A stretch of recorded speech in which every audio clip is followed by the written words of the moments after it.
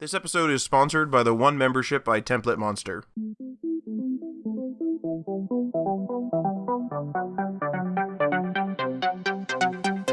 Hello, everybody, and welcome to the HTML All the Things podcast, episode number 76. Passive income and revenue streams. I'm your host, Matt Lawrence, and I'm joined again by my co-host, Mike Horan. If you've been enjoying the podcast so far and you want to support us, there's a couple ways that you could do that. You can review us on Apple Podcasts or the podcast platform that you're listening to this on. You can also check us out on Patreon. We only have a couple of tiers right now, but that $3 tier will give you a shout out in the podcast, and we will share a link to your website in our show notes. And probably the most important one, just tell your friends or anyone else you know that's interested in web development that we're here and we're ready to be listened to. And if you or your friends are ready to go a step further than that, you can also check us out on our Discord server. Discord server is well over 300 members now. A bunch of people chatting away, and we're talking about some logistics that we're going to deal with bots and stuff like that.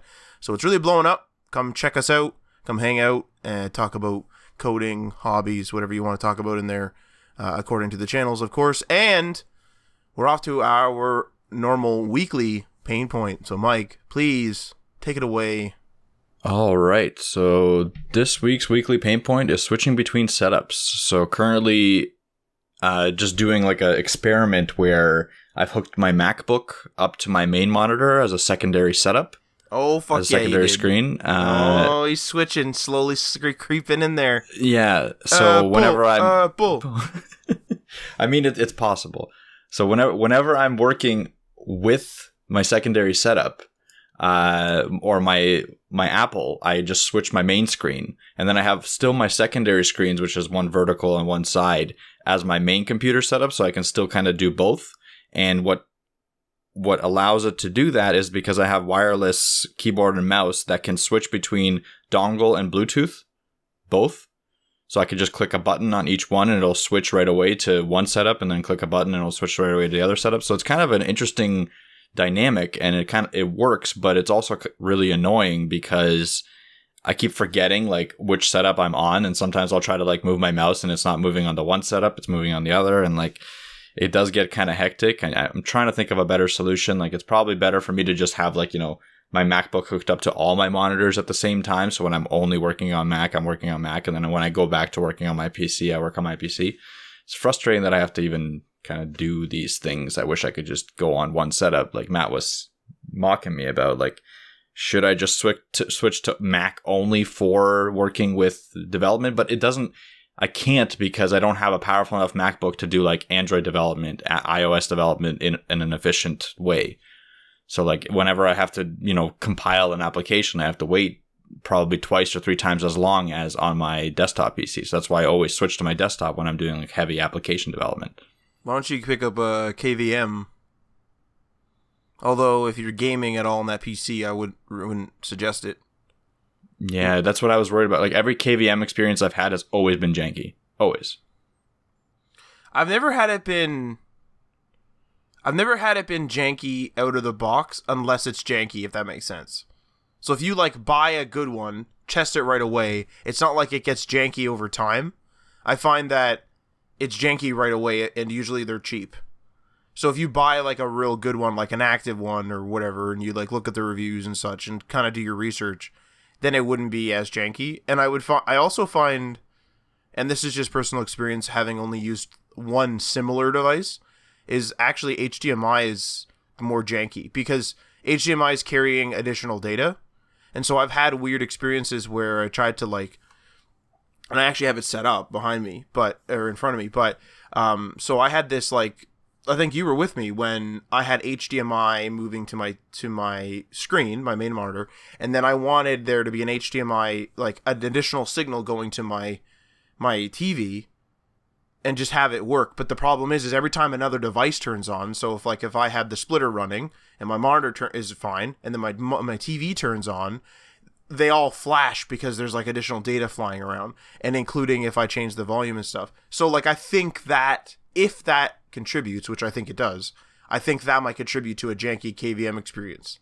So I'm wondering if you got like a DVI one, and then for your MacBook got like a DVI to HDMI cable, maybe it'd be a little bit more manageable. Maybe I might look into it. I was thinking about a KVM anyway, so I might look into it. But I'd probably have to shell out like over $100 on a decent KVM, because all the cheaper ones, the non-active ones, are like $30 and $40 already. So I'm assuming the active ones are probably in that $100 range or something like that. So we'll see. I might just wait. I might just wait to change to Mac is what you're waiting yeah, for. like at some point in the future, I will be switching, like getting a better notebook anyway. Like probably not anytime soon, but at some point. So that's when I might kind of ponder this idea some more. Right now, this is kind of working at least. That's always great with your primary work environment. This is kind of working at least. Yeah. Yep. But anyway, coming off of the main editor of Mac Rumors, there, I am in need this week. I am in need of more accessible and just more in volume smart home tech. So in the home currently, I only have an Echo Show 5, I believe it's called, because it was free with some couches. So like I'm not sure, but it's the $100 one. That's like it's a landscape display. So I got that. I have a Echo Dot behind me. I have a Google Nest, Mini. I got a Google Nest Mini upstairs, a Google Nest Mini on the next floor, and we have 2 Google Nest Hubs in a box right now that are waiting to be spun out. So I need more. Oh, and we just got some smart lights, and the one of the outlets is actually originally from 1945, like legitimately from 1945, or at least around that era. So, and it works. Like when you turn it on, it flicks once. Like it's a little bit weird when you turn it on for the first time, but like now that it's controlled by the smart, it's totally fine. So we've created. That's it. Like I'm fully into the smart home tech world. We're gonna get into that in our web news with things like Bali and such. So it's pretty exciting, and I'm in need of more tech. I want more. Google and Amazon have all of your information at all times. They're recording me right now. Yep. Okay. I know this weekly pain point is going to be really brief. If we want, and I've never seen this movie, but just based on what people have told me, if we want a Her with Joaquin Phoenix, otherwise known as the Joker, if we want a Her-like future, and I've never seen that movie again, but a robot or a voice that's like that, we need to give up our privacy. To an extent. But, and excuse me, Samsung just recommitted themselves to privacy at CES there. They had a big thing about that. Mm-hmm. But I don't trust anyone. We'll discuss it more in our web news. Yeah, I'm just scrolling down here. So, okay, I'm going to dive right into the show before we get really into it here, because I could talk about smart home tech for days. So, segment number one is I'm getting a spam call. So that's good. But anyway, segment number one is introduction.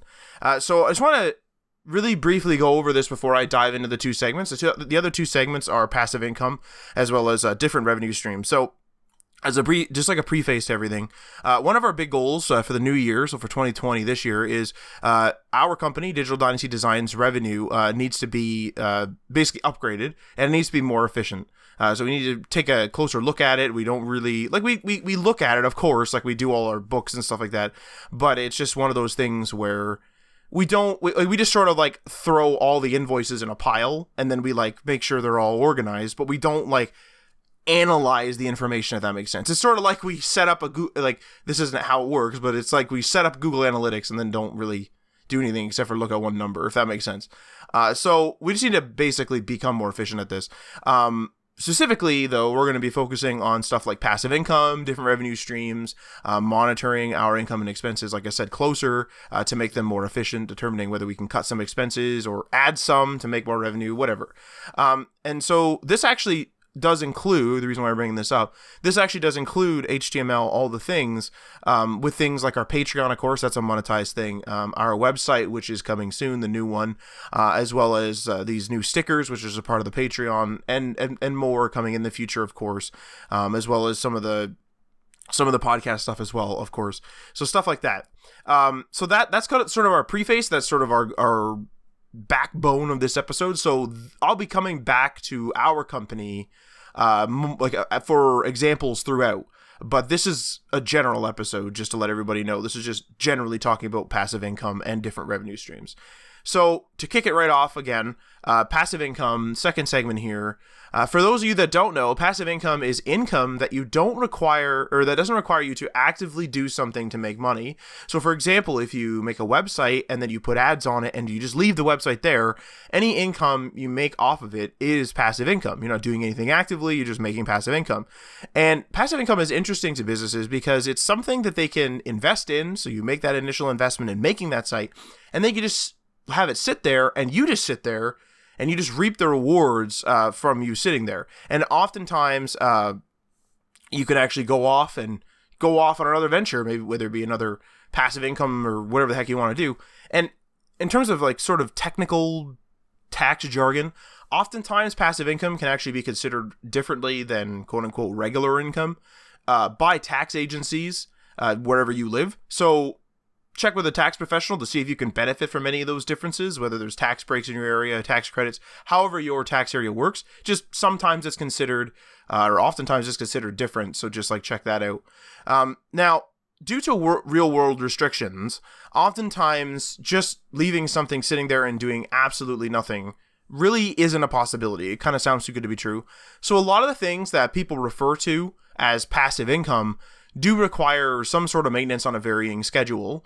So, for example, running a blog where you write a blog post daily doesn't really sound like passive income, of course, because, you're writing for this blog. However, the backlog of content is constantly generating clicks, and that's passive because you're not going back and editing those articles all the time. And if you didn't write for a few days because you went on vacation or something, you'd be gaining income from your post. Your website would still be bringing in money. It's not like your website turns off because you didn't write a post that day. It just keeps going. So that's sort of an example of how passive income is passive, but it has like an active component in most real world situations. So these sorts of initiatives that are a major force for Digital Dynasty Design as well as HAT in 2020 is we have a couple of different methods. So I'll just kind of bring these up and you can apply these to your company too, maybe. So something like hosting. So in our particular case, we've rented a new server to start hosting more websites because we already host some, whether it be for clients that we've made websites for, whether it be for our own websites, so we can save a little bit on the hosting fee there for ourselves, or for people that need hosting. Just generally people, they got somebody else to build their website, they can come to us for hosting now, and that's kind of it. Maintenance agreements as well. So this is really big. This is a big recurring revenue source for web developers out there. And what they basically are, they can be called different things, maintenance contracts, whatever. There's no like official sort of name for it, but we call them maintenance agreements. And what they are is we notice that a lot of our clientele actually require a fair bit of maintenance or content adjustments or just straight up changes on an ongoing basis because they like their experience to evolve over time. So we've actually started getting more and more people signed up for maintenance agreements where they pay us per month to do a fixed amount of work, typically at a discounted hourly or per rate, like per job basis type of thing. So whether we decide to, like, one of the things we'll do is we will, if someone's paying $100 a month, but they ask for $200 of work, if that thing that they asked for isn't urgent, we'll spread it out over 2 months. And then we also, because they're like on this subscription plan and it's up to our discretion, we'll be sort of like a little lenient for some stuff. Like if they request that $100 a month thing, so we do it over 2 months, we're not going to like refuse their call if they ask us for help with like, hey, I don't like this header typography anymore. We'll just kind of like redo the header typography because it's quick. So it's at our discretion, of course, but it's one of those things that allow us to generate a recurring revenue. And so that's kind of interesting for anyone out there that, like especially new web developers, that oftentimes will build static websites for customers up front.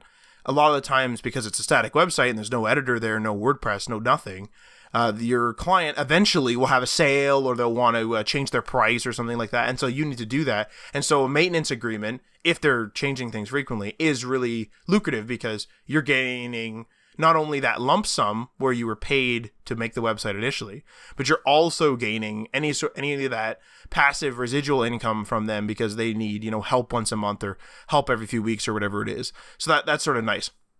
It also provides customers, and this is sort of a selling feature that you could sell to them. It also provides customers with peace of mind. So we have a couple of customers that will want to call us, but they're like, we're a little bit worried about, constantly calling us or taking up a lot of time, and then maybe us charging for the calls, or charging for the amount of emails they send, or charging for the amount of stuff that they like to bounce ideas off of us, kind of thing. And with that, like, the maintenance agreement kind of covers that. Like, I don't mind talking to you extra on the phone, even if I'm literally doing something else on my computer while I'm talking to you. It's still like time there, and then they kind of feel better about, they say they're bugging us, but to us it's just sort of like a phone call. So that's sort of like a little bit of peace of mind that you could possibly sell to a customer if they're worried about quote unquote bugging you a lot. Another thing is also just straight up websites. So the new Hat website, the HTML all the things website, is coming soon, and that will feature an entirely new content plan that should keep readers engaged and coming back for content daily, as far as we have it planned at the moment. This website, of course, will also be ad supported, and it will also, or just as association with ads, it'll make the website into a revenue stream. So that's really cool. We also have another website project actually that we plan to launch in 2020 as well, but we want to discuss that at a later date while we get some details fleshed out. But that'll be also a revenue stream as well. So that's basically what we're doing with that. So I don't know if Mike has any comment on any of that stuff before I jump into the rest of this segment. Yeah, so with maintenance agreements, I just wanted to kind of touch on that. It is a form of passive income, but it usually balances out to be like a little bit active. Just like Matt was saying, there really isn't such a thing as true passive income, or at least it's very hard to get to that state where you're actually doing either nothing or minimal work. Where with maintenance, what will happen is, yes, it's a predictable monthly income. And it is passive in a sense that we don't have to do anything new for it. We usually are doing something. Maintenance refers to adjustments and stuff like that. So it's not, taking up our mind. It's not we're not creating new ideas. So it is something that we can do passively as well in the background. But it is obviously a form of active/passive, like Matt was saying. The other thing is with passive income initiatives, it's always a big time investment at the beginning, no matter what kind of thing. So even with like a hosting, the hosting that Matt was saying, Matt has had to invest a lot of time researching hosts, trying to find the best one, testing a bunch of hosts to make sure that they're actually good for our clients, making sure that they're price competitive. Like that took a lot of time and a lot of effort. And even after that, like once he actually has picked a host, which I think he did already, he then has to go in and, help with migration. So that's not really passive, but again, it's one of those things where if you put in the work at the beginning and it is worthwhile, then maybe it will become a more passive income in the future. And again, in my eyes, there's a lot of definitions of passive, and one of those definitions isn't necessarily just doing nothing. It's more the fact that you can do this kind of stuff in the background of your daily tasks. So if it's something like hosting, Matt will then go in and set up a hosting plan, a hosting account for someone. And that's not really his main task of the day. It's just a background task that he can do at any time. And it's not like a emergency thing that he has to do, which is more of an active task. It is more of a passive where he chooses when to do it throughout the day. It's something that he's done many, many times and he's efficient at and good at and stuff like that. So those are the things that make something passive, not so much the fact that you're just hands off and doing nothing. It's the actual task is more passive for you specifically. Yeah, that's a really good way to put it. Is the fact that it's like the schedule. I think the scheduling part of it, like what you're kind of getting at, makes a lot of sense. Where like a client might call us on Monday because they're on a maintenance contract to get some help with something this week, but I might not do it till Thursday. And so, the call was Monday. I got Tuesday and Wednesday, and then the rest of Monday, of course, because the call wasn't all day, to, like, technically speaking, I was making, let's say, an average, let's say it was $30 maintenance contract. I'm making an average of like $1 a day for that month, and I wasn't doing anything for those 2 or 3 days. That sort of stuff, of course. Like, it's almost impossible, really, to really make that passive. Like, realistically speaking, we could make this Hat website, publish like 10,000 articles or something crazy. but then there's no hype for each article, and then they're just going to sit there, and yes, they might make residual, but there's no like push into something. Like if something brand new comes out, like holy crap, there's something replacing CSS, like this is crazy, and we didn't publish anything, then we're missing out on those clicks. And so like that's, and then all the articles we have are starting to get stagnant because like they're about CSS, let's say. So that's sort of the passive income angle, if you will, is that there needs to be that active component, certainly. And even with Hat, once we have the site kind of created, so that's the active part, right? Creating the site from the very beginning. You're designing it. We're having our backend guy doing a lot of the infrastructure in the backend. Then we're going to be doing like the content. I think it's going to still take a while for it to become quote unquote passive, because even when it's fully created and we're putting content in there, that first little bit of time where we're investing all the time into finding what content works best, what content people are interested in, how to put the content in efficiently. Like we are generating, that isn't, I would say, passive at the beginning. But once we start getting good at it and we start getting into a flow, that's when I think it becomes more of a passive rather than an active, where it's, again, not taking up the larger portion of our days. It's not taking up the larger portion of our minds. Like we're not constantly thinking about it. It's one of those things where we just kind of either wake up and do a little bit of it and then go back to our regular work, or, in between, lunch and something else, we kind of updated it slightly. But I think it will take some time to get to that point regardless. And that's that initial input into your passive projects to actually create a passive income.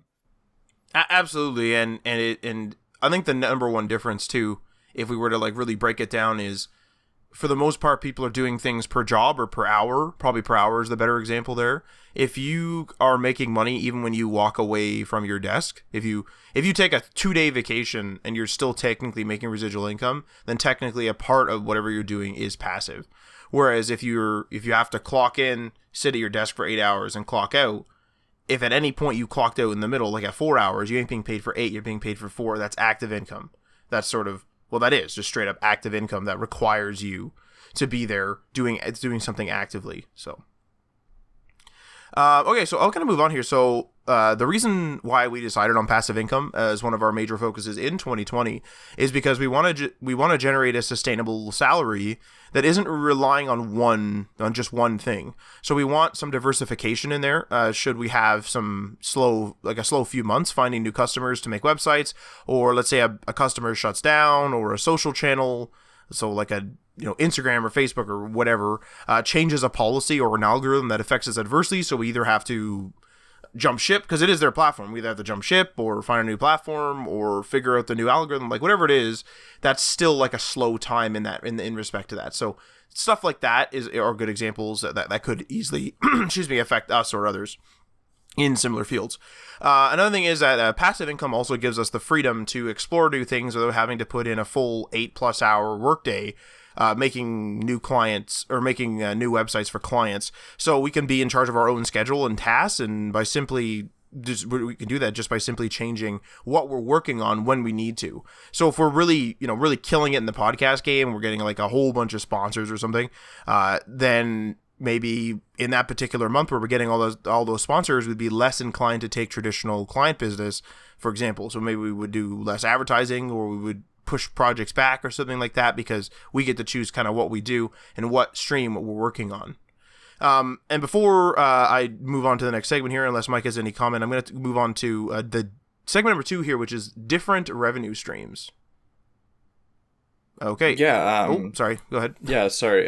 Just to comment quickly on that, the passive, like if the podcast ever takes off, we'll focus on other things. I think that's just the natural ebb and flow of this kind of industry, where you have to adapt to whatever's working best, but always keep the other options open as much as possible. Because like you said, if someone changes a algorithm, if someone changes their policy for advertising, if someone changes something, then we'll have to adapt to that. Otherwise we're kind of, sitting in generating nothing. So it's just a natural thing of this kind of business. And that's something I really like in this business, is that we are able to do different things go from one thing to the other. We're not bored of one, like we're not just doing one thing over and over again, like a factory worker. Not that there's like, obviously that there is a need for that and stuff like that, but it's just not something that I would particularly enjoy.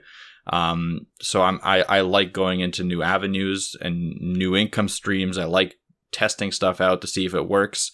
And so far we've been very flexible in that. Now I think this year will be a year where we're actually going to solidify some of the revenue streams.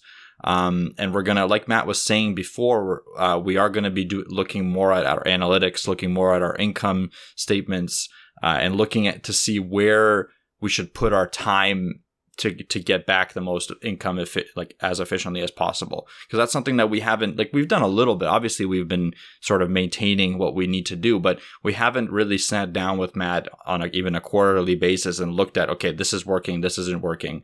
Let's give this a little more time. Let's take like time away from this, etc. So that's something that we will be doing, and that's again something that this kind of industry allows us to do, rather than maybe a different industry probably wouldn't. That's a really good point too, because for example, because we're solidifying it and stuff like that, then like immediately efficiencies were already made. Like some of the stuff, for example, that we kind of knew what direction we wanted to go in 2020 as a general thing. So at the end of 2020, we started solidifying maintenance contracts and we started solidifying different passive income sources, and we have actually a little bit of income coming from each of those streams already, which is really great. And so even though that was like at the tail end of last year, like technically that's for this year, right? Like it was preparatory for this year.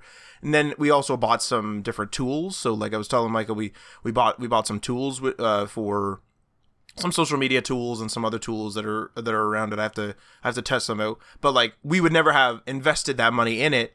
But now that we're being more serious about each individual thing, where we're being like, okay, where does the time, whatever. When Mike and I talked about this and said, okay, we need to be more efficient about these things, I said, okay, but we can't judge these things until we actually invest money in them.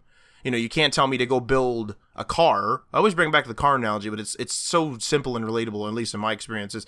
Like, I can't tell me to go build a car with like $1.50 in my pocket, right? So like that's why we've sort of been taking a little bit of our income and our existing income and reinvesting it into certain systems that we think are going to work and we want to work, like these, like the new hat website is a huge undertaking for us.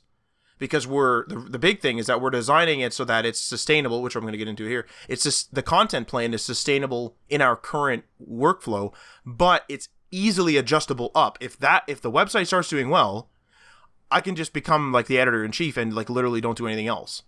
And all other revenue streams maybe fall by the wayside, and I'm going to get into diversification, which we already touched on in a minute, but then the diversification would stem from the website then. So it's like the website's doing well. Let's focus on there. We get like this big goose egg of like revenue stream, not like an actual bulk amount of money. And then we branch out from there. Like, what can we do on the website? I don't know, membership site or something, right? Like, I'm just really spitballing, but that's kind of how we plan on doing things moving forward. And with that, our next full segment here are different revenue streams.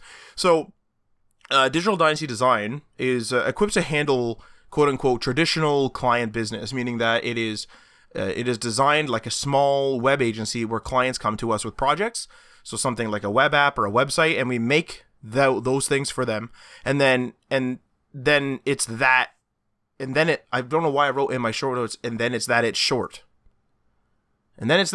Mike. But anyway, but like short of us making that website, getting that like bulk amount of money, like, hey, here, like, thanks for making my business card website, here's $500 or something like that. Short of that, we're kind of out. Like, that's it. Thanks for the $500 and we're out.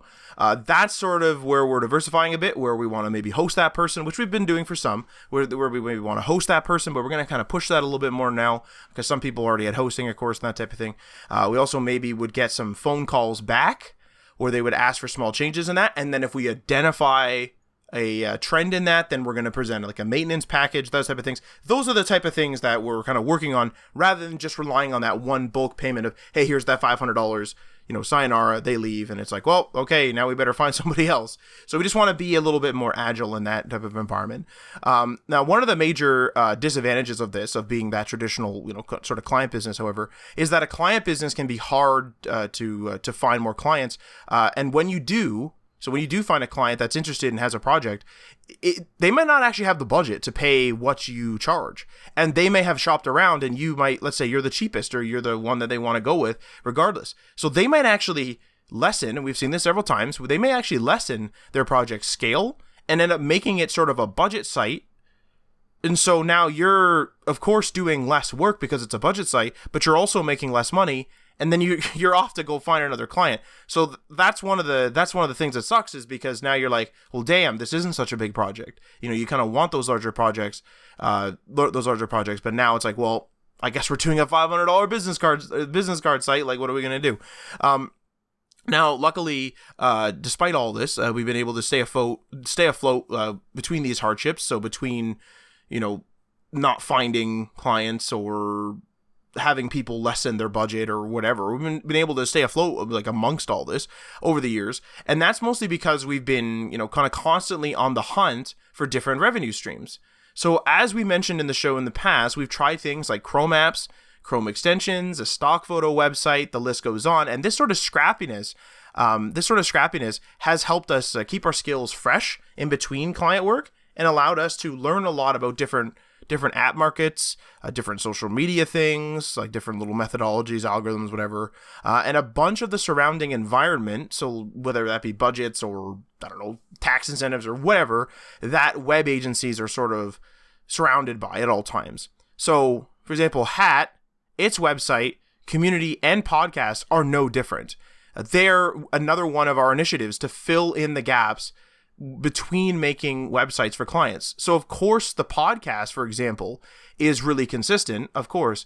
But if you notice, we don't write content every single day. It's because I'm not a full-time employee of Hat. I'm not a full-time editor-in-chief of Hat. We're doing client work in between everything. And the podcast is just sort of like that glue, and the Discord is just sort of like that glue that keeps everything together and keeps everything active during the week. So we have the podcast that releases every week. And then we also have our Discord, which it goes on every day, but we're not always there because we have that other thing, because we have that other work to do.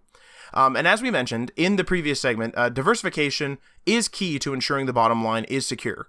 So for example, having just one large client or one app that you hinge on for all your revenue might be great money, but what happens when the client hits hard times or when another viral app hits the scene and they kick you out? Now it's like, well, like now it's panic mode and you're like, what do we do, right? What the heck do we do? So having additional yet related, and that's important, the related part, and I'll get into that, yet related income streams is critical to a business's survival. So for example, when we say we've got more server space for hosting clients, we've already diversified. Let's say we get 5 new clients this year and host them all. We get paid, and so obviously we're getting paid to develop their websites in a lump sum. Here's your $500, $1,000, whatever it is. And then we also get paid that recurring revenue for hosting their websites. Now you have to also consider that some of these clients may also sign up for a maintenance agreement, which is increasing the recurring once again. Now let's say that 2 or 3 of these clients shut down. Their businesses collapse and they shut down within a year. We still have 2 to 3 left that are paying hosting fees for sure, that are possibly paying maintenance fees, and that smaller income, of course it's smaller now. That smaller income though allows us to sort of fill in that gap so that we can find another 2 or 3 to quote unquote replace those clients, replace that revenue. And that's sort of a really important point.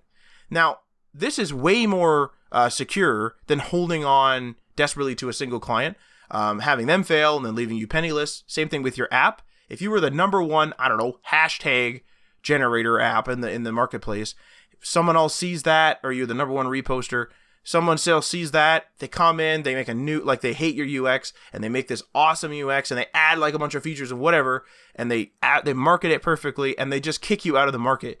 Well, now you have no money coming in, so even if you upgrade your app, you may, of course, get some money back, but there's still a hole there, and you're scared to market now, because if you use the existing money you have, because you have no other revenue sources, you use the existing money you have to market your app, now you're in some serious trouble. Because then you're like, well, now I'm out of money, and maybe my app didn't take back off, now what do we do?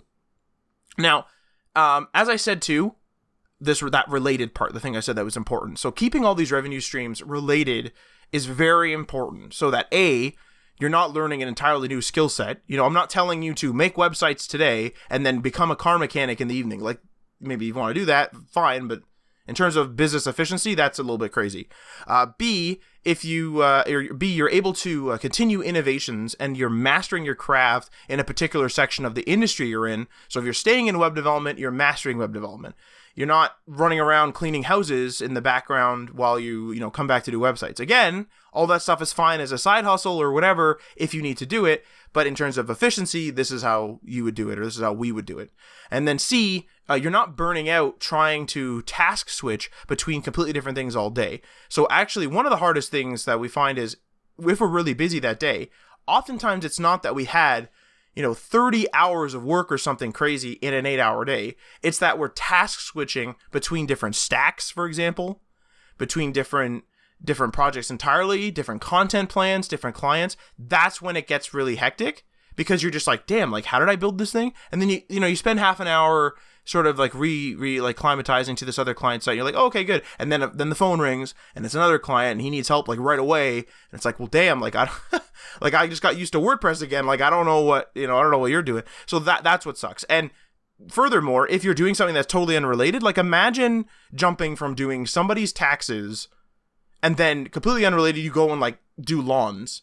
So you're dealing with the logistics of like driving this truck around with your lawnmower and you're trying to figure out where to go on the most efficient route and you figure out like what lawnmower to buy that's most efficient for gas and stuff like that, or whether you should use electric, but not all places have electricity outside. There's like this whole thing, right? There's all this logistics that you don't think of right off the top. And then you're like also being like, damn, I gotta get home and do these taxes. And then you got to learn all those tax laws, that's crazy, right? The task switching is what's crazy about that. That's why tax professionals usually are just tax professionals or accounting professionals, whatever. So yeah. So I'll let Mike kind of take it away after that large rant / segment. Yeah, absolutely. And I think you're 100% right with the task switching, and that's something we for sure have to do better this year.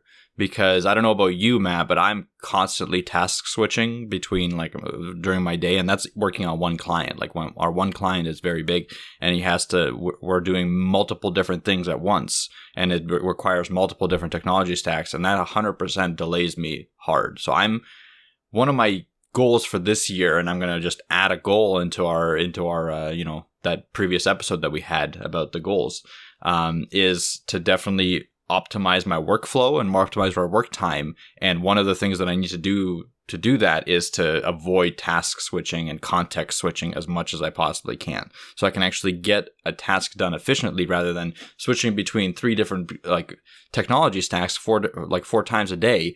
And having to ramp up every single time to figure out where I was at that current time, what's not working, what is working. Anyway, it is kind of a nightmare. And on the other stuff, the diversification of revenue streams that we're currently doing is extremely important, like Matt was saying, because if you're relying on only one of the revenue streams, and like Matt said, it goes down, we'd be in trouble at this point. But we are very slowly working towards a very solid diversification. And what Matt and I will have to figure out as well is once we do diversify and have significant revenue streams from different sources, is how we're going to be managing that money, how we're going to be managing that time when everything is going well. So we're always kind of thinking worst case scenarios. So we're always like, okay, what's going to happen when everything's bad?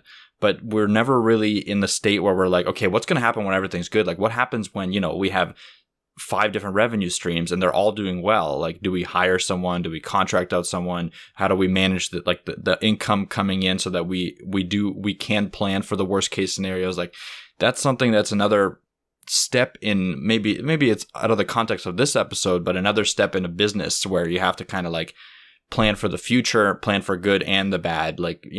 A good saying is, hope for the best, but prepare for the worst. And that's kind of how I live my life. And that's what I want to kind of input into our business, because we are getting to the point where the business is doing much better than it was like, a year ago. And it is on a very high trajectory and everything is kind of going really well. So we do have to kind of talk and sit down and figure out how do we make it even better? Like, how do we put the wood in the fire and keep it going, keep it burning, rather than thinking about, okay, what's the worst case scenario if everything kind of dies down? That's a really good point, actually. And I actually kind of attribute this, and this is just like my personal thoughts on this, is I actually kind of attribute this to our IT background. So I actually do this in real life, and it really sucks, to be honest. Like, people think that I'm being negative about stuff, but in reality, what I'm doing is I'm always looking for a problem. But I'm looking for a problem so that I can solve that problem and not have it creep up on me. And I wonder if that's to blame because of our IT background, where you want to ensure you see system logs about a drive failing before it has failed, for example. And so you're kind of always on the hunt. Like, I'm really strange when I get a new device, for example. I know this is it's related in thought, but it's like different, obviously, than talking about directly about revenue streams. But like, for example, like if I get a device, I will like sit there, like, and this is weird. Like, this is weird. I will sit there and like look at it, and I will look for like problems. I'll like test the buttons and be like, oh, that one's a little more squishy than the other one. Is that a problem? And in reality, all it is a manufacturer tolerance. Like, no one's doing that. You know what I mean? Like no one's noticing these things. Like, I got a brand new computer chair, and I noticed that the left arm, and this is real, the left arm moves a little bit more than that right arm. And it's not something that's tightenable. It's literally just a manufacturer tolerance. But it's like, I never look at the way things are if it's going well. Like, this is a great chair. But I always have that mentality first of like, we have to analyze this. We have to take a look at this. Like, we have to make sure this is okay. I never just pick something up and go like, woo, this is great. I always look for that problem. And so you're right. Like, we have to sort of switch, I think, that mentality, switching it back to business, where instead of us looking for a problem, we have to take a look at like, oh, we have a surplus of this. Should we maybe invest in this? We have a surplus of this. Should we, I don't know, pay ourselves a bonus? That'd be nice. Whatever, right? Whatever it is. I just think that, I don't know about you, when you pick up something new or like whatever, but certainly that same mentality when I pick up a new device applies directly to everything I do at work too. I'm always like ensuring everything's ready to go. Like, I have like notes set up where I'm like, I'm going to forget this. Like, I'm going to write this down. And it helps me at work. That's the thing that sucks, is like, it does help me. Like, this mentality helps me at work, even though we're not doing IT that much anymore. Well, not at all, unless you consider like helping somebody when their website goes down, IT, which I guess you kind of do. But that's the thing that sucks. And I don't know whether you experience the same thing, Mike, but like, I'm always looking for the problem. I'm never looking for like, oh, this is great. Like, my first thought process when I like look at something on TV or something is like, oh, that guy's an idiot. It's never like, whoa, like he did a lot and then that one thing sucked. I'm always just like, that guy's an idiot. It's just because like I always focus on the problem. And we do the same in our business. Both of us do. And as you said, both of us do it. And it's messed up. Yeah. I don't think it's messed up. I think it's human nature for a lot of people, like pessimism or whatever. Like, it's just we're always kind of on the defensive rather than on the offensive. Most people, I think, are in that state. And I have been trying to switch my mentality over the years. Like you said with the phone, like picking up a new piece of technology, I do try to kind of like not look for the defects. But the problem is that when a defect occurs, it is very glaring, rather than where if something's working well, I don't notice that how amazing it's working. You know what I mean? Yeah. Like I still have that mentality where if I see a defect or if I see something starting to be bad, that draws my attention and my mind much more than if something is starting to be really good. And that is something that we have to work on, both with the business and with everything else. But it's not something that we can only do. Like, you can't just switch your mentality and just do that. I think you have to have a mix of both, because like you said, it does help you in work to think about the problems that could occur in this situation. I think you still have to do that, but you have to kind of try to separate your mind and be able to do both. So be able to see the problems and see the good, and be able to counteract both. So like if something's good, put more wood on the fire, or put more coals or whatever. And if something's bad, then try to like adapt to it or, you know, change your direction of where you're going. So I think we need to do both. I don't think we need to abandon how we've been doing things completely. I just think we need to add in the look for the positives section. Yeah, that's a good point, because it is like a helpful skill. It's just, I think the dwelling is the problem, right? Like whether we dwell, like, I mean, like whether we dwell on it for like a long time or a short time, the fact that we're dwelling on it is like sort of, I mean, this isn't a mental health thing, but it's like, it's bad for mental health. Like, it's not good. Like, I got a new, like, fuck, I'm so weird. Like, I got a new bed, and I, like, got out of it the other day and heard, like, a creak. It was like, oh, that's a new creak. Like, what's that? And so I, like, look around. Like, it's like, it's mentality. Like, I'm just like, I have to check the frame. So I check the frame. Like, okay, that's good. And I'm not, like, panicking while I'm doing it. It's just, like, it's just in my, like, logical, like, okay, now let's check the mattress. Oh, let's see. Oh, it looks like it's creaking here. Is there something wrong with this? Like, I'm just, like, I'm insane. Like, I feel like I'm insane when I'm doing it, but it's because that's what I do. Like, even in, like, my hobby, if, like, I'm having trouble with, like, the sound or something on my console, I don't know, the video cutout or something, whatever, I'm gonna do that, like, troubleshooting process, where it's like, okay, is it the console? No. All right, is it this? No. Okay. Like, it's just a thing that because I'm, like, so in tune to tech, that the process works so well, I'm not applying it to everything. It drives me insane. Like, I was sitting here for like 10 minutes checking the arms of this chair because one moved like a half a centimeter more, and I was like, and it's like moved a little easier, and I'm like, what am I doing? It's just like a manufacturer tolerance. Like, what am I doing? With my space bar on my keyboard, I was like, remember that? I was like, for some reason, only using the rightmost side, which I just do naturally, but instead of me adjusting where I like move my thumb, I was like, oh, I gotta send this laptop back, the keyboard doesn't work. But then we found out the actuator is a different spot. But, like, I needed that justification just to be, like, okay with it. Yeah. Like, it... Yeah, it's a mentality thing, and it's not going to be easy for you to change it because, like you said, like, I guarantee you're still thinking about that arm right now as we're talking like that. Yeah, you're probably janking with it. And the fact that you're janking with it is probably making it worse. So it's always, like, one of those things where if you put too much time and you obsess over it, you're probably going to make it worse rather than make it better. Yeah. So it's the obsessing factor that you have to kind of cut out rather than the, like, you know, preemptive attack or whatever you want to call, or preemptive, you know, defense and stuff like that. So I would definitely try to work on it. And I think it is a mental health thing. Because a lot of stuff is mental health related. But it's just like the first thing is like, you know, it's there. So that's going to help you kind of counteract it slowly, but it's definitely going to take you some time, and it's definitely going to be work for you to kind of work that process out where you're not obsessing over every little defect that you occur in, like, during the day, because that takes up way too much time. Like, you're wasting time that you could be spending doing something either with your hobby or work, whatever, on janking with the arm of the chair. And like, there isn't anything wrong with it. Like, if you brought it to a chair tech, you'd be like, dude, it moves like slightly more to the left. Like, it's a plastic arm. Like, both of them are supposed to be flexible. One's a little bit more. Like, in the factory, they didn't get a ruler and, like, go, like, is the rate... You know what I mean? It's not like it's creaking. It's not broken. It's just me being like, oh, this moves slightly more. Now what? Like, who cares? Like, that's it. You know what I mean? Who cares? But I care for some reason.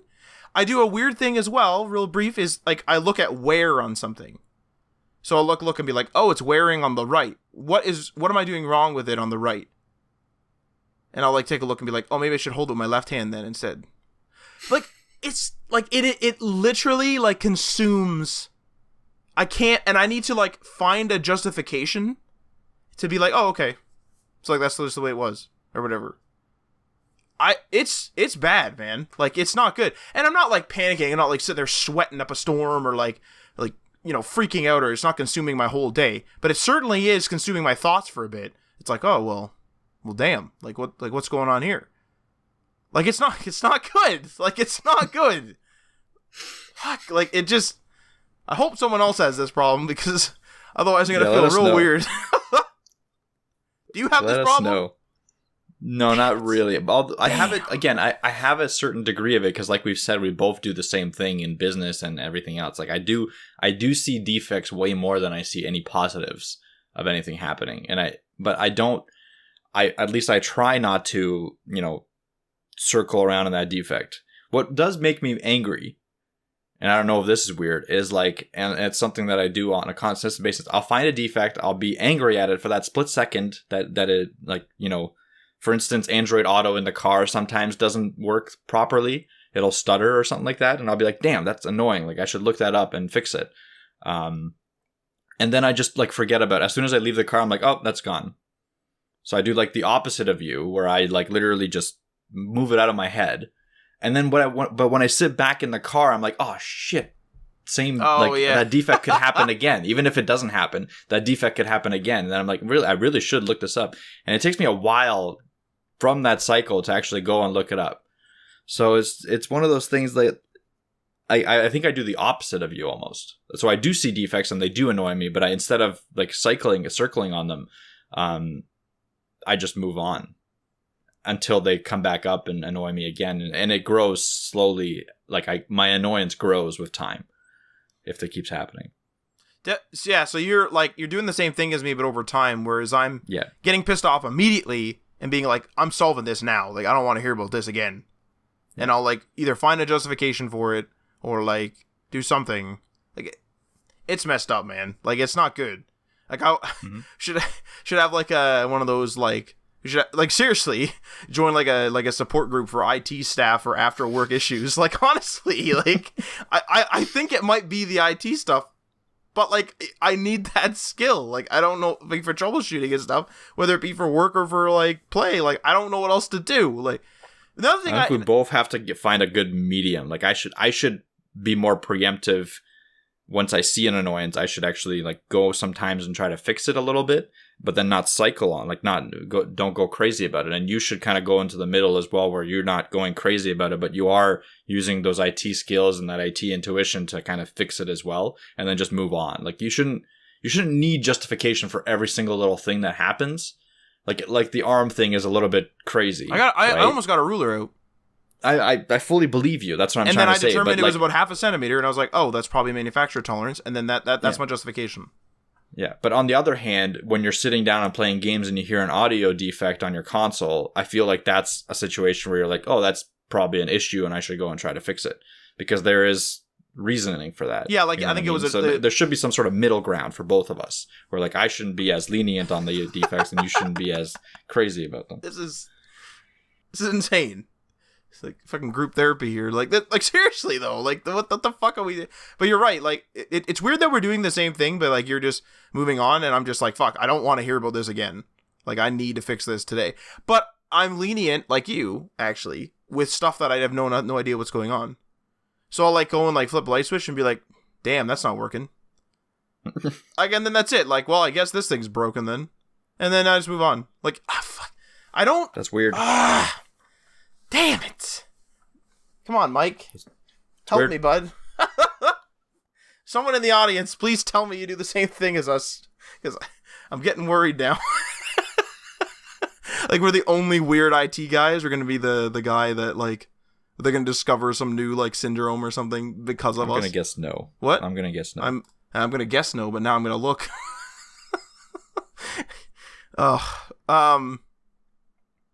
Yeah. I think we should move on to the web news.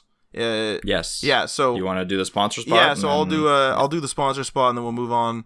Well, there's a defect in this sponsor spot. No, I'm just kidding. Maybe there's a defect in the typography. Huh? Better take a look. Better get that ruler out. Put it up against the screen.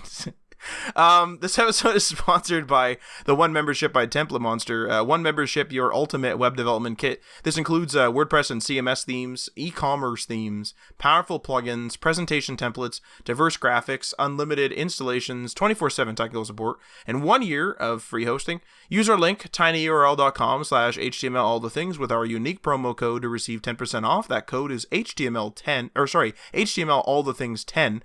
We do receive a monetary kickback for any purchases made using our link and promo code, and I will include a written version of the link and the promo code in the show notes so you can easily click, copy, paste, and read those details.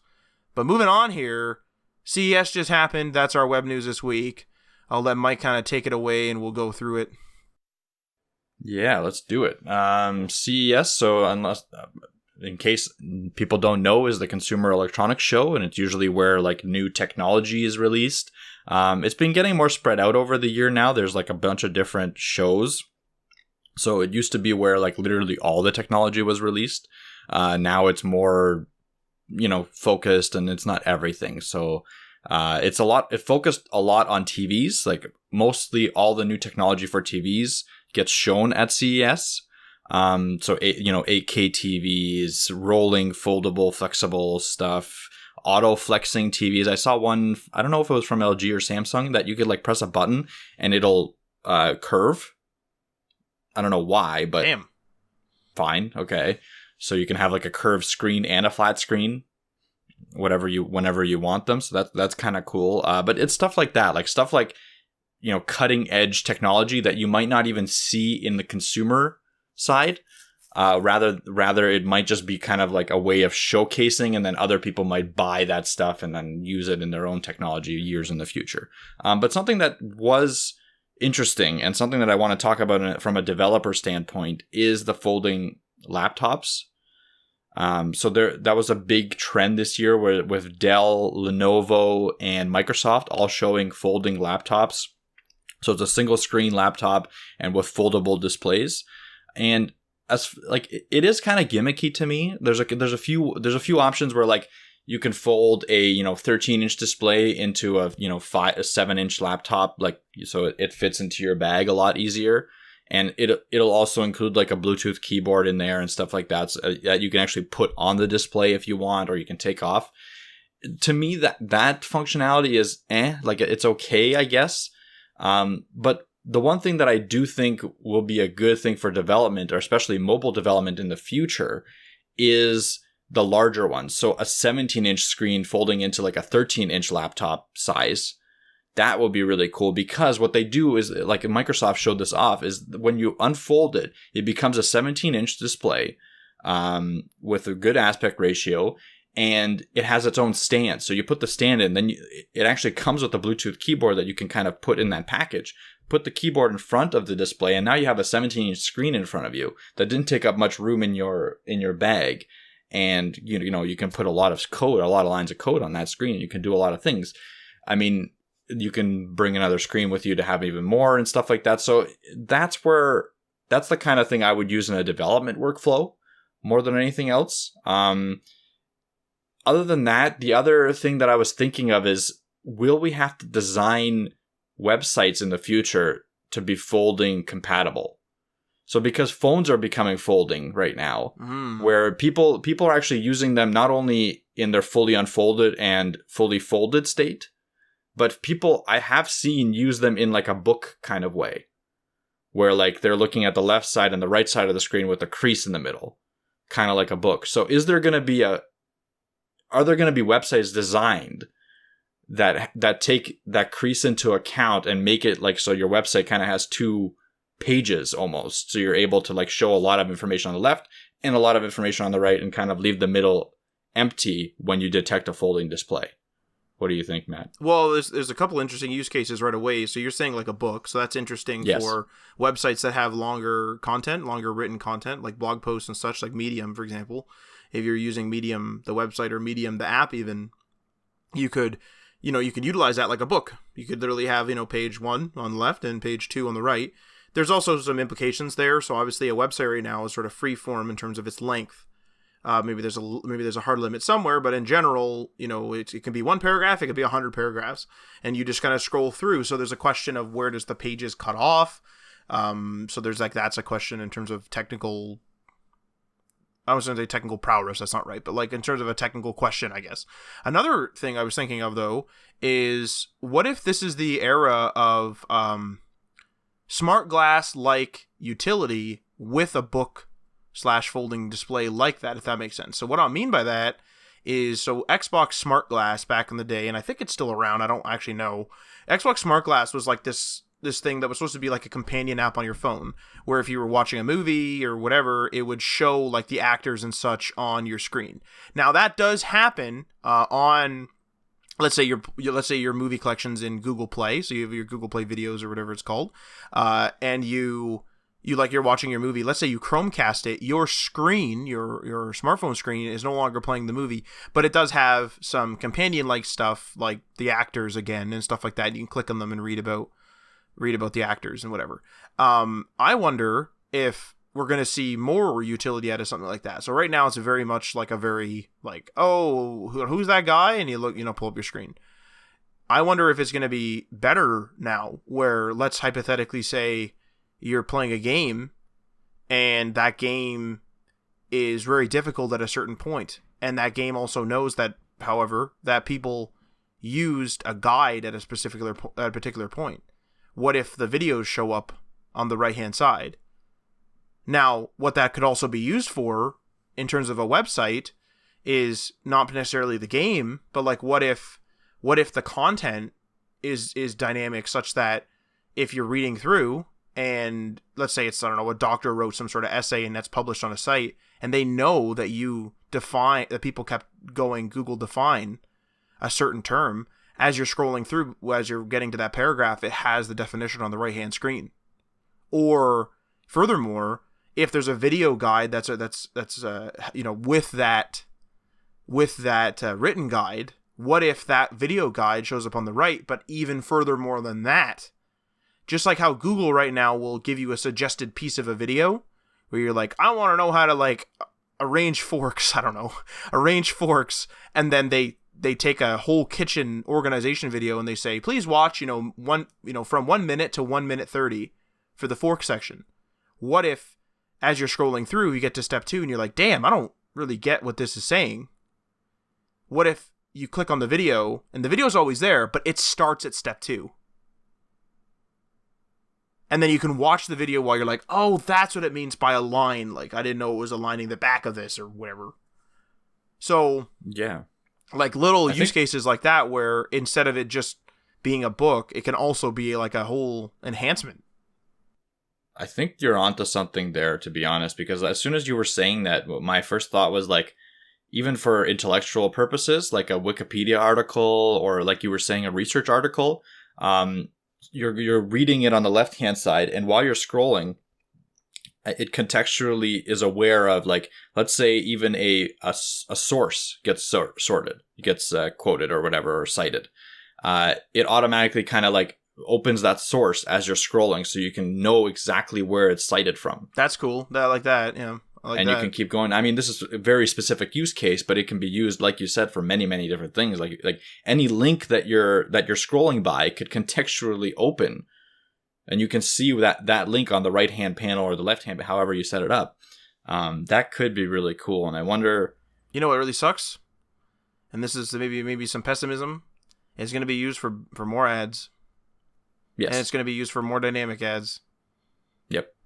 Which really sucks. That sucks, but it's probably true. 100%. Yeah. As soon as this comes into play, people are going to use it for more like full cover ads. Like it's going to be just you're scrolling through like it's not going to be Medium, but I don't know, CNN article or something like that, and their next article is right there, and then a whole thing is like the freaking fully there, a whole ad for Tide or something. Like, yeah, whatever it is, like it's a billboard, it's an open spot if this type of utility comes. I wish one thing that I do want to discuss, and maybe we can do a future web news on this, is I really want to discuss a way of monetizing and a way forward for the internet and for content without ads, without having to have it be ads, because right now there's no other way, really. Ads are the way that people make money on the internet for the most part. Like, obviously, there's products and stuff like that. People sell products. Like, Netflix doesn't have ads. They have subscription fees. You pay monthly subscription fees, but most content on the internet is ad-supported. Yeah. Like, all of YouTube is ad-supported or sponsor-supported. Not for me anymore. Yeah, but you're still watching stuff that is supported by sponsors. Oh, that's right. Damn them! Now I'm going to worry about that. You can't get away from it. So I'm wondering if there's a way forward where you can still have free content. Because I'm only talking about free. Sorry, that should have been my distinction. I'm wondering if there's a way forward so you can have free content, because that's what the internet is built on right now. I saw. Sorry. Go ahead. I thought you're done. Sorry. Yeah, but still free content and avoid ads and still have quality free content where the people that are generating it are generating income to us equal or greater than with ads. Like right now, there is no solution for it. I don't really want to go deep into this because I want to kind of like both of us sit down and think about it before we come up with a web news about it. But I wonder if it would be an interesting topic. Well, actually, one of the things I saw as a concept, and I don't know whether it's in practice or not, but what it was like a certain amount of your computing power is actually available, obviously, to a website. And so if you're reading a website like I am right now, where I have the show notes in front of me, that's not using the full power that my browser has access to. And one of the ideas was that a person wouldn't realize it if done responsibly, where someone's actually, when you're on their website, they're mining some sort of Bitcoin or some sort of other currency, some sort of, what do you call those things? Cryptocurrency, while you're on their site. And then therefore you're, paying them a nickel or whatever it is with your computing power. I'd be okay with that, I think. As long as it's opt in rather than opt out, I'd be okay with it. Like if a pop-up comes up and says like, hey, if you don't want to see ads, enable crypto mining, and it's not 100% of your CPU, it only uses a little bit, like 50% or something even, I think I would be okay with that. I can see technical implications, like you're right. Like right now we have pretty powerful computers, so I wouldn't really care. But for example, on that MacBook, if you're rendering or you're compiling something, let's say, and you said it's already slow, and then you go on a website, now it's going to be even slower. And like it's a pretty normal thing to go on a website while something's compiling. You just read up on something or whatever, and you're also just multiple tabs. Well, like the tabs, like they would have to do it responsibly where.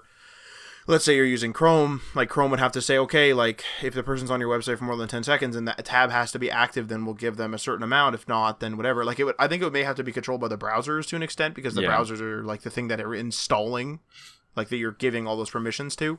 But that's an interesting way. I don't mind ads though. Like the thing is this, and this might be weird.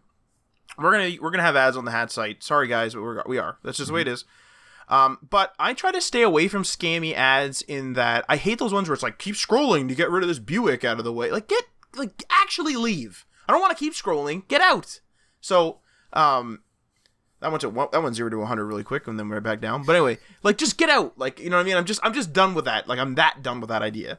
And so I hate stuff like that, or when like a video ad like shows up and then it like follows you and like keeps like being like, hey, like you gotta press the X on me, get out. I hate that type of stuff. It's like, show your banner and then move on. And if you don't, and if you're extremely scammy, I just don't come back. Or I don't come back unless I like, absolutely need to, and I only come back when I absolutely need to. And that's it. Yeah. I guess the other option, you're right, is to just do ads better. Just to have better ads. Because there are even commercials out there that are watchable and they're good. So if people put that effort into ads, maybe it wouldn't be as bad. Because you're right. Like, if ads were, instead of just buy this, look at our brand, but instead of that, they were more of a, this is something you would actually need, and that's the kind of thought process that goes into it, or this is something you're actually interested in, and they do it really well, then that's a different context. Because if I'm currently looking at, for instance, I'm looking at for apartments, renting apartments right now. Google knows that, Amazon, everyone knows that. Oh, you're damn right they know that, and they want to make sure that it's equipped with Alexa or equipped with Google Assistant. Everyone knows, like all the ad stuff notice. And if I'm on a site and it shows me a nice ad for a local apartment, that's something that's legitimately important. Like that's good for me. So I'll click on it. Yeah. Oh, yeah. And that's just one example, like many, like, if I'm looking for, but I think there has to, one thing that I was actually considering is I think there has to be a way for us to control what our interests, instead of it being an automatic thing where, like, if you click on a dishwasher accidentally on Amazon, everything will be just dishwashers for you everywhere.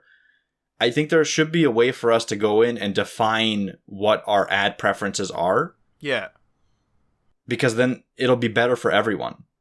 Like if I'm really interested in gaming, for instance, and I choose gaming, and then I have subcategories like, okay, I'm really these are the consoles I have, and these are the consoles I want.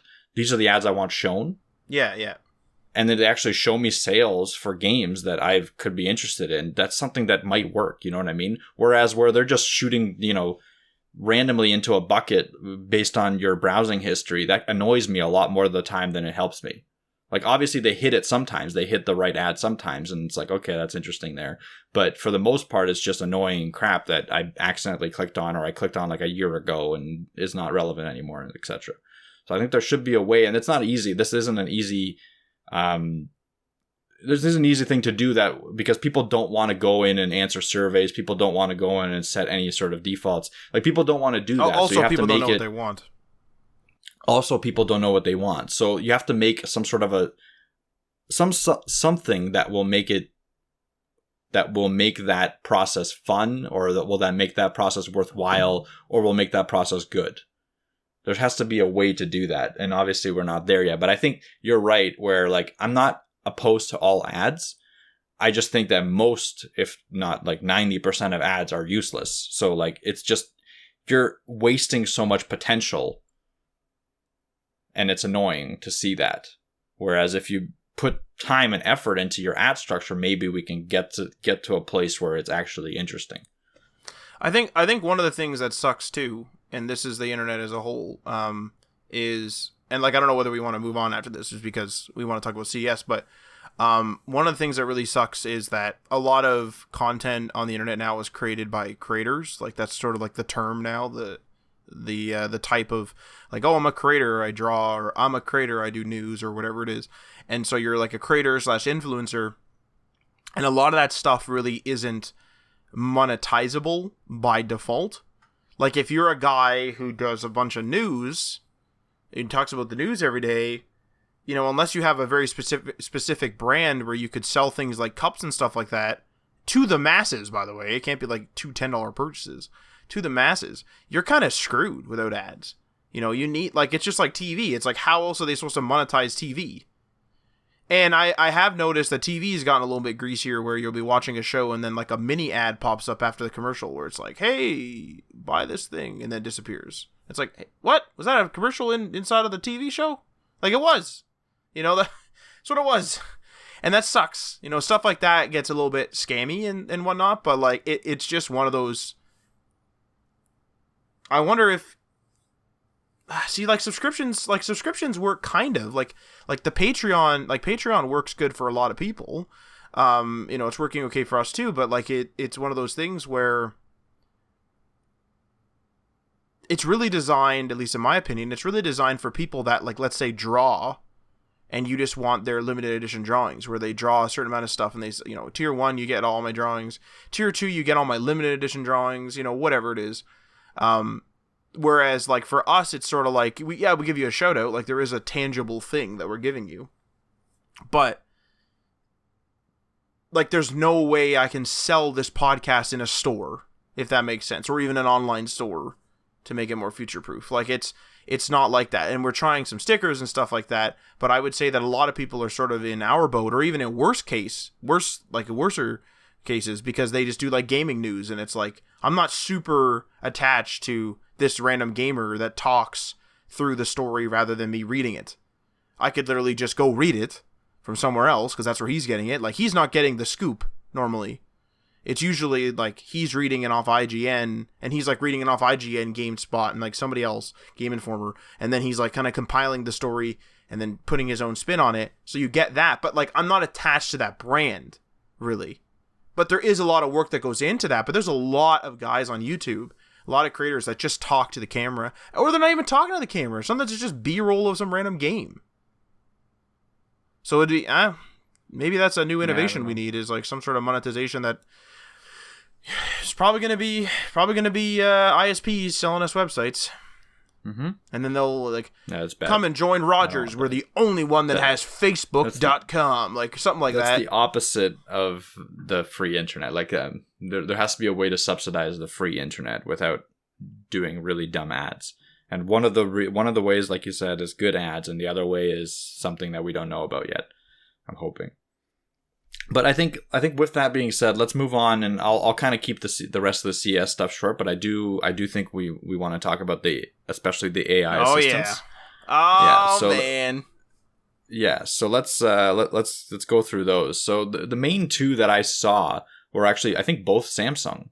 Oh, right? Like, yeah, they're both Samsung. There was a lot of other ones that are like really dumb robot assistants, like, or there are a few that are useful and are currently being used. So one of the robots, and I don't remember its name, I should have really looked this up, but one of the robots was a robot that can do check-ins at hotels. Oh. Take orders at like small restaurants and stuff like that. Like they're utilitarian, but they're friendly and like they have a humanoid kind of look and stuff. So you actually go and speak to a thing with, it doesn't look like a human, but it looks like a robot, but it is something better than a screen.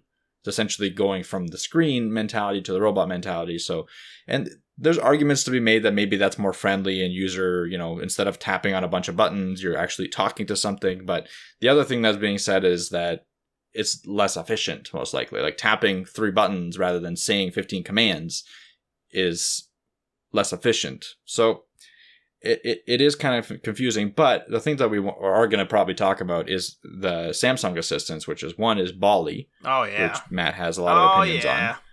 And Neon, which is something that Samsung hyped crazily before CES started. And it turned out to be something that's really, I don't know what Neon is. In my opinion.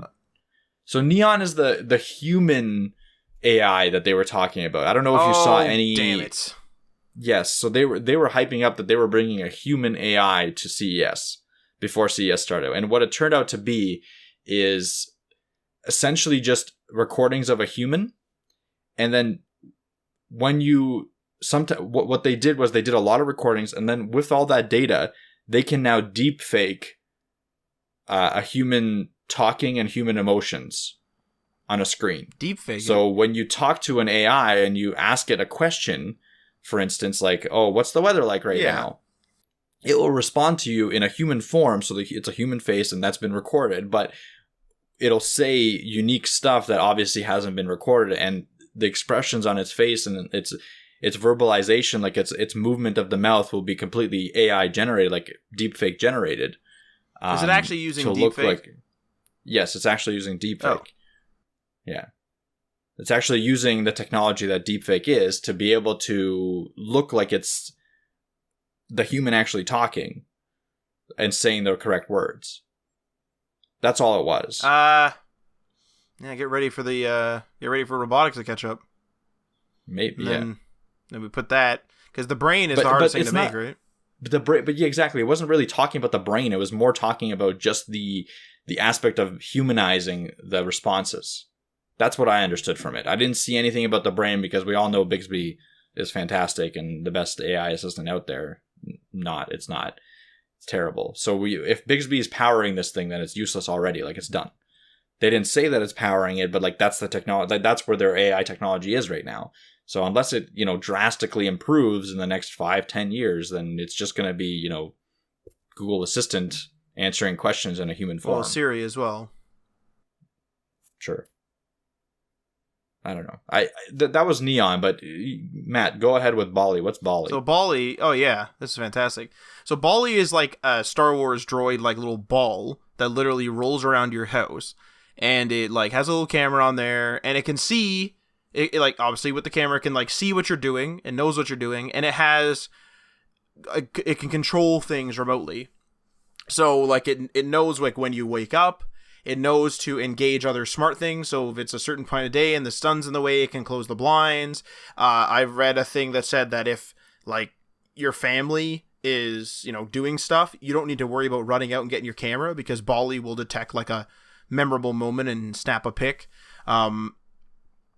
Stuff like that. What was really cool was they have this, I mean, some people hate this. I like it as an idea, but it's going to be too expensive. Is they have this like rotating TV where it goes like into portrait and then it like turns into landscape. And so like it'll, one of the things that they said it could do is like it'll detect like the woman in the trailer or whatever it is was doing like a workout, and it can actually detect like your form and like try to correct your form and such. It can do that with like in conjunction with Samsung Health.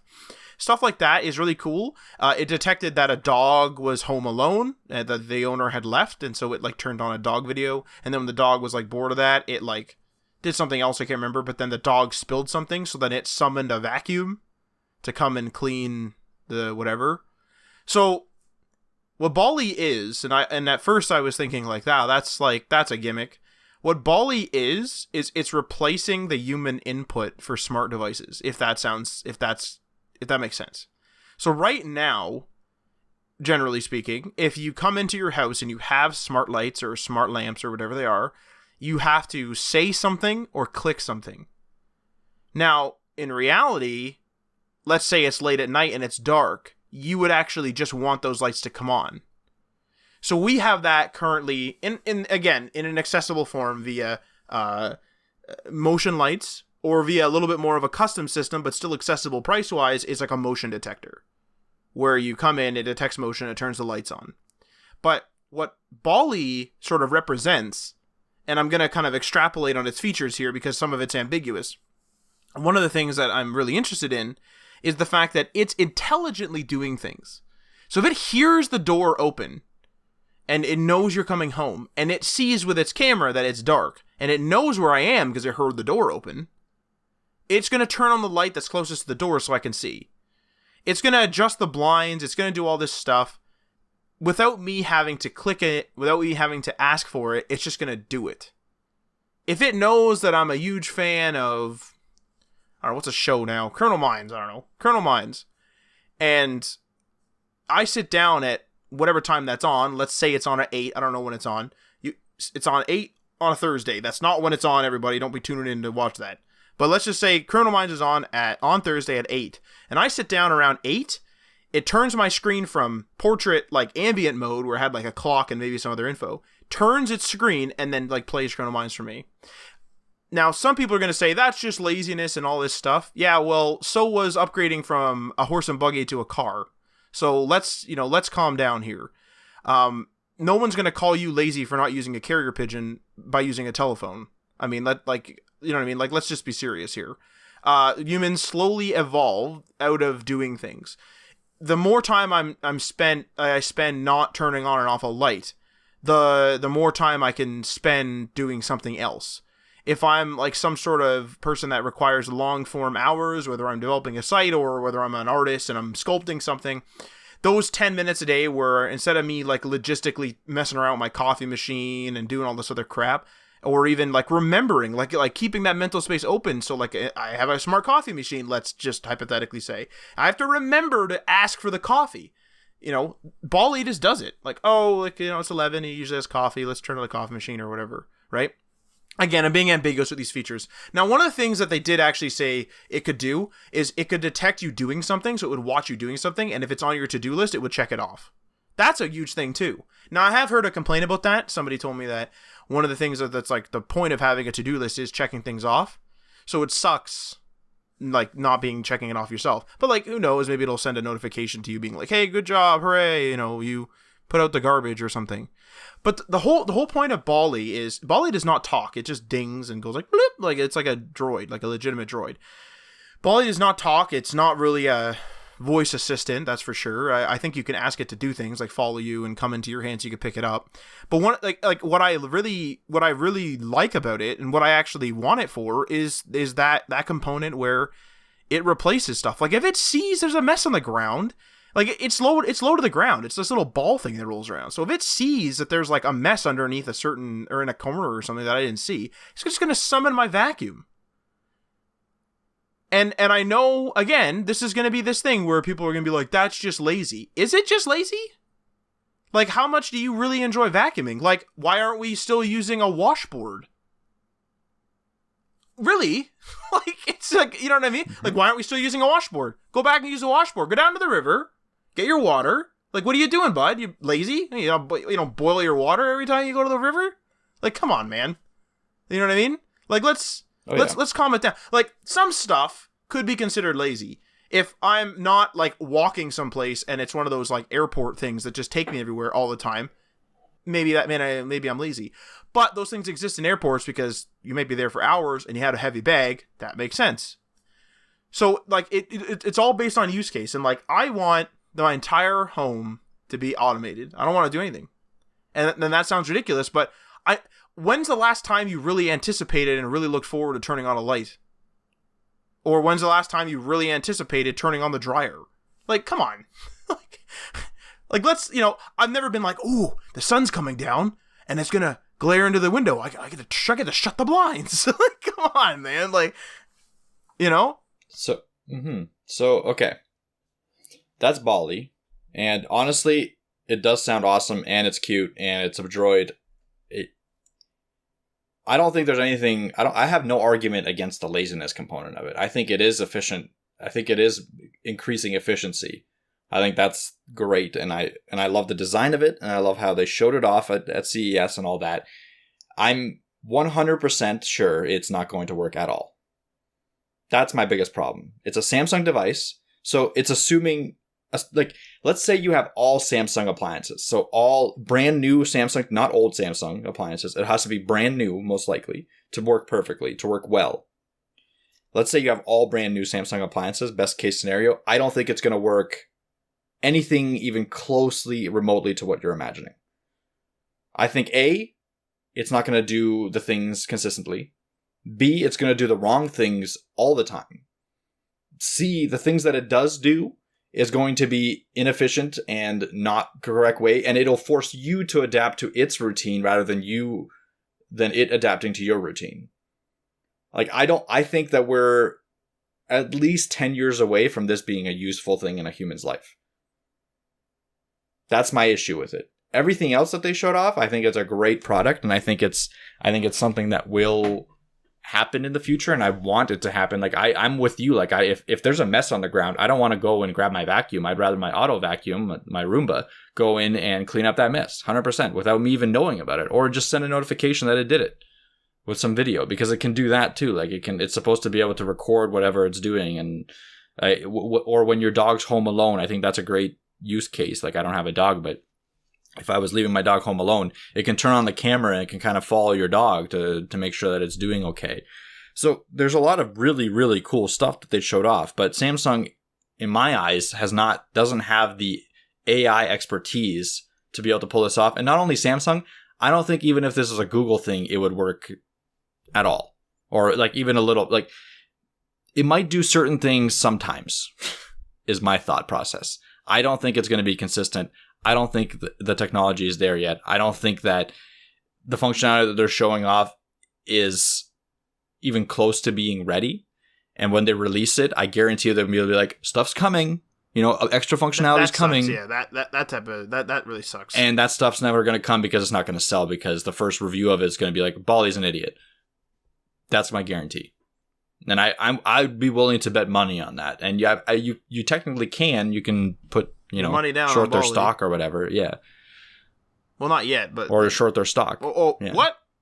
You're getting more. I'm talking about buying Bali. You're talking about short stock. No, like, Jesus. I'm just saying, like, if Bali was a big enough thing for Samsung, you could short their stock, and if their stock goes down, you get money from that. But like, it's one of those, like, you could put your money down. I'm probably not going to, but what I'm saying is I'm almost positive it is going to be a letdown in its first form, and it's probably going to be a letdown until maybe, if they stick with it, its fifth or sixth form. Well, the thing is like, I don't really know how all this technology works together. I know that there's Samsung Smart Things, which is like your kind of like your Google Home on the Samsung side, and I do know that. Well, I don't know, but I would assume that Bali would, tap into Smart Things and work that way. I would also assume it taps into the Bixby UI or the Bixby AI to an extent as well. To like sort of get some of its intelligence. So that's a question. I don't really know. You're right in terms of it might be an idiot, or like they're gonna like what I think you're right in terms of like, I hate when a product comes out and they're like, we need, like when Bixby came out, it was like Bixby Labs, like all these app integrations are Bixby Labs, they're all beta, and it's like, well, that doesn't instill me with any confidence. Like, what kind of crap is this? Like, I don't want to. I get having a beta, but I don't like having a beta on a brand new product already. Like, come on, man. Like have a Bixby overall beta. That makes sense, but don't have Bixby at a beta and then have half of Bixby's features behind a beta wall. Like, what? And like Bixby does some cool stuff now. She can call Ubers and crap. Like, I saw the new trailer, and you can call Ubers and stuff like that. But like that's it. Like, I can't think of another use case for Bixby. Like, I need to see, like, I think what these companies need to understand is that we're not in the sphere the consumer isn't in the sphere of whatever their capabilities are. But I like smart home tech, but I'm not constantly thinking about what my smart home can do for me. Not all the time. Like, I think about it a fair bit just because I like this stuff, but I don't think about, like, I can't think of it like they do. I can't think of it in terms of, what compatibility do we need? Do we need to sign in? Like, I don't know those intricacies, and they do. And what they need to do is they need to make features within their limitations that are very good and marketable, and they need to show us how it works. So the problem is, and this will be, I have to take off soon, but I just want a final statement here. The problem is it's not the technical department that's creating these products and being like, here's what we can do. It's instead the Steve Jobs way of a random dude that doesn't know anything about technical stuff is like, this is what I want, do it. And so the technical department can't go in there and be like, listen, we can't do A, B, and C, and D. Like, instead, what they're going to do is they're going to make that A, B, C, and D do it the best they possibly can because they're engineers and that's what they do. But it's not the same as a technical person going out there and making a demo, because that demo wasn't real. Like what they were showing, that was a remote controlled car essentially doing random things in scripted environment. Like nothing of that demo was real. Nothing of that. It can probably only do one or two things currently in its current state, and they're adding in all the things, and they probably sat down in a meeting with a bunch of executives and they're like, what can we show off? What do you think you can do? And the technical department is like, well, we can't do anything, but here's what we can probably get working like 50% of the time or 20% of the time. And they're like, okay, well, that's what we're going to put in the demo. So that's the kind of thing that happens. So the problem is there's a massive disconnect between the thinker, like the Steve Jobs and the thinkers of the world, and the technical departments, especially in a company like Samsung. And it happens all the time. With Bixby, guaranteed the same thing happened. We need the executives are like, we need something to compete with Google, AI, or hey, okay, Google, whatever, the support for Google. Google Assistant? Yeah, for Google Assistant. And the technical department's like, well, that's going to take, a lot of years and a lot of money. We can release like something very beta for you, but we don't recommend it. And the executive's like, well, we have to release it. That's it. That was kind of like that's the conversation that those two teams have. It's not, the technical department can't go up there and be like, well, listen, we can't do it. Yeah, you're not wrong. It's probably the creative department, like the creative department / the executives department. However the departments work in Samsung, they're all getting together and they're making these concepts where it's like, oh, we have devices that are remote controlled, so let's take the remote and do like 80 things with it. And it's like, hang on a minute. We have an IR remote, an infrared remote for our TVs. Let's calm down. There's limitations to IR. We have to have a brain that actually processes this stuff. Like, we're not having a Samsung employee per Bali controlling Bali around. We need to have an AI that knows how to move Bali around, that knows how to, turn Bixby on and off on your phone. We need to have all this crap. And then there's also that app layer, so you're interfacing with Android. Like, you're right on that. Now, I know you have to take off, but yep. I can continue with. I'm just gonna probably just chat like very briefly regarding. I would say I think we're at a good spot. Like I don't think we need to mention everything else. You can say what was announced. I guess you can chat briefly, but we're at like an hour and a half. Oh, okay, an hour and a half okay. On the episode, I guess I was just used to last week where we had to take off a little bit or like earlier there. Exactly. But, okay. Yeah. Well. I'm gonna take off though. So enjoy. Good luck. Farewell, Mike. Farewell. Goodbye. I feel like I'm on like a satellite call with you. It's weird. So we're going to run the own conclusion here. So thank you for listening, and make sure you don't miss an episode by subscribing on the platform of your choice. You can follow us on the socials via @HTML All The Things. That's on Facebook and Instagram. You can also follow us on Twitter. That's @HTML Everything. We're on Medium, and we're on GitHub. And remember, we're also on Patreon. That's patreon.com/HTML All The Things. Check out the tiers and give that a go. And many thanks to our $3 tier patrons. That's Sean from RabbitWorks JavaScript. Find him at youtube.com/RabbitWorksJavaScript. Mess that one up. Garrick from Local Path Computing and Web Design. You can find him at localpathcomputing.com. Craig, a.k.a. Cosworth. Ryan Gatchell from Blue Black Digital. Find him at blueblackdigital.com. Chris from Selfmade Web Designer. Find him at selfmadewebdesigner.com. Tim from The Web Hacker. Find him at thewebhacker.com. And a new addition, D.L. Ford. You can find him at dl4.io. Again, all the links and all these names will be in our show notes. You can come check that out at htmlallthethings.com. Feel free to leave a comment or a review on the platform that you're listening to this on. and we are signing off.